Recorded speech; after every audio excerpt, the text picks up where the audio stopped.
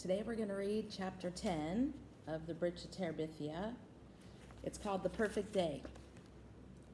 He heard his dad start the pickup, even though there was no job to go to. He left every morning early to take a look. Sometimes he hung around all day at the unemployment office. Some days he was lucky and he got picked up to unload furniture or do cleaning. Jess was awake. He might as well get up. He could go milk and feed Miss Bessie. He pulled on his clothes and went out. "Where are you going?" "Go back to sleep, Maybelle." "I can't. The rain makes too much noise." "Well, get up then. Why are you so mean to me?" "Will you shut up, Maybelle? You'll have everyone in the whole house woken up with that big mouth of yours." Joy Sand would have screamed, but Maybelle made a face. "Oh, come on," he said. "I'm going to go milk Miss Bessie.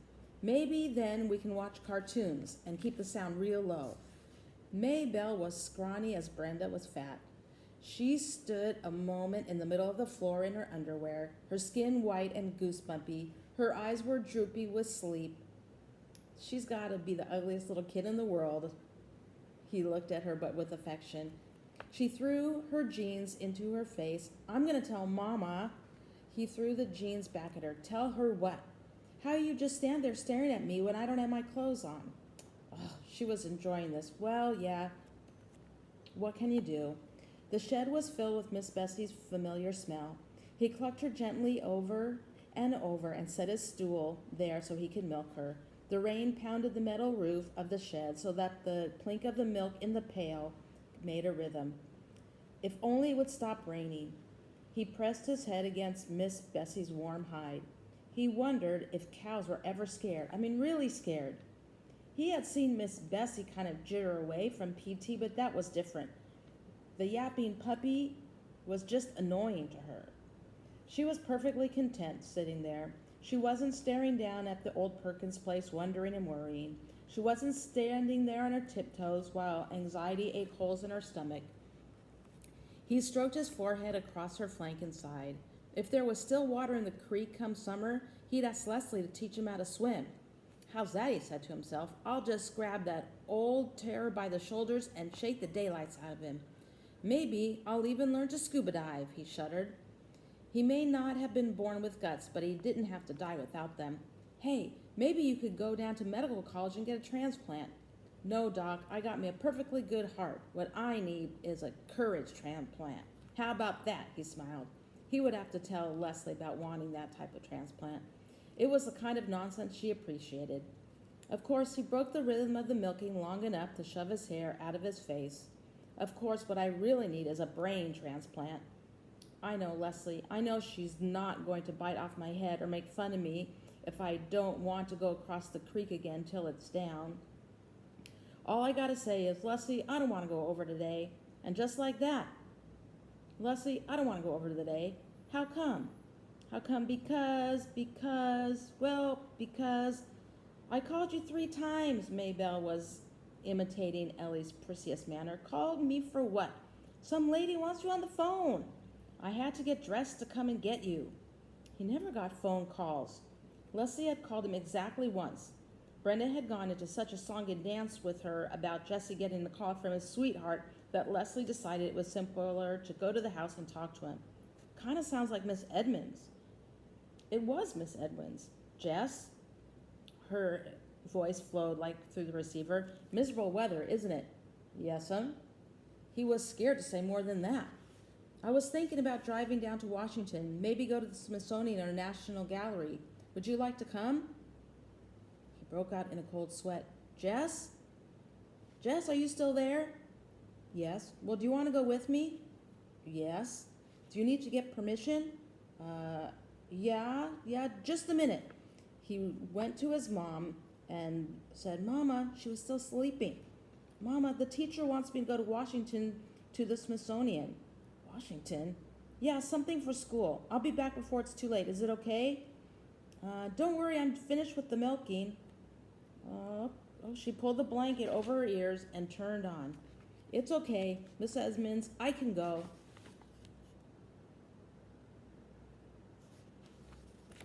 "Great, I'll pick you up in 20 minutes. Just tell me how to get to your house." As soon as he saw her car turn in, Jess raced out the kitchen door and ran and met her halfway up the driveway. His mother could find the details from Maybelle after he was safely up the road. He was glad she was watching TV. He didn't want her waking Mama up before he got away. He was scared to even look back. It didn't occur to him until the car was passing Millsburg that he might have asked Miss Edmonds if Leslie could have come too. When he thought about it, he couldn't suppress a secret pleasure being alone with Miss Edmonds in the car. She drove, both hands gripping the top of the wheel, looking forward. The wheels hummed and windshield wipers slicked a rhythm. The car was warm and filled with the smell of Miss Edmonds. "Darn rain," she said. "I was going stir crazy." "Yep," he said happily. "You too, huh?" "Yep," he said. "Have you ever been to the National Gallery?" "No, ma'am," he said. "I'd never been to Washington before." "It's your first trip to an art gallery?" "Yes."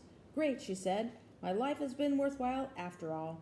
He didn't understand her, but he didn't care. He knew she was happy to be with him.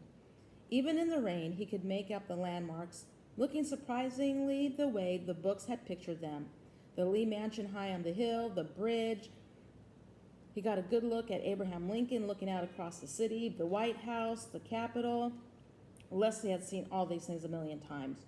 He thought he might tell Miss Edmonds later that Leslie was a personal friend. Miss Edmonds liked Leslie. Entering the gallery was like stepping inside a pine grove.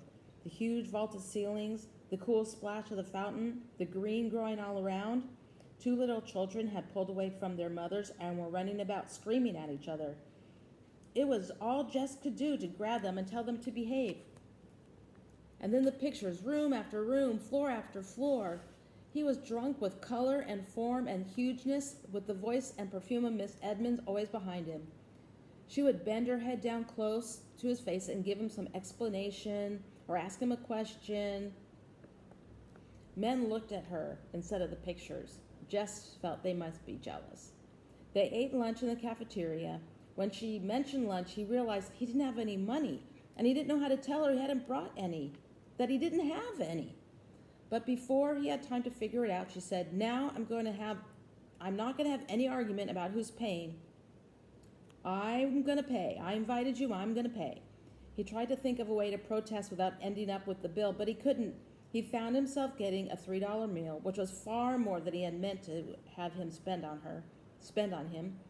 Tomorrow he would check out with Leslie how he should handle things. After lunch, they trotted through the drizzle to the Smithsonian to see the dinosaurs and the Indians. There they came upon a display case holding a miniature scene of Indians, disguised in buffalo skins. It was three-dimensional. He kind of felt a kinship with them. "Fascinating, isn't it?" Miss Edmonds said. "Yes," he said to himself. When they came out of the building, it was into the brilliant sunshine. Jess blinked his eyes again, the glare and glisten. "Wow," Miss Edmonds said, "a miracle. Behold the sun. I was beginning to think she had gone into a cave and never to return, like a Japanese myth." He felt good again. All the way home in the sunshine, Miss Edmonds told funny stories about college, her year in Japan, where all the boys were shorter than her, and that she didn't know how to use the toilets there. He relaxed. He had so much to tell Leslie and to ask her. It didn't matter how angry his mother was. She'd get over it, and it was worth it. It was a perfect day. "One dip in the road before the old Perkins place," he said. "Just let me out at the road, Miss Edmonds. Don't turn in. You might get stuck in the mud." "Okay, Jess," she said. She pulled over. "Thank you for a beautiful day." The western sun danced on the windshield, dazzling his eyes. He turned and looked at Miss Edmonds full in the face. "No, ma'am," he said. "Thank you." Well, he hated to leave without saying something. Later that night, he thought he should have said, "Well, see you next Friday." "See you," she said. He watched the car go out of sight and then turned and ran with all his might to the house, the joy jiggling inside him so hard he wouldn't have been surprised if his feet had just taken off the ground the way they sometimes did in dreams and floated him over the roof.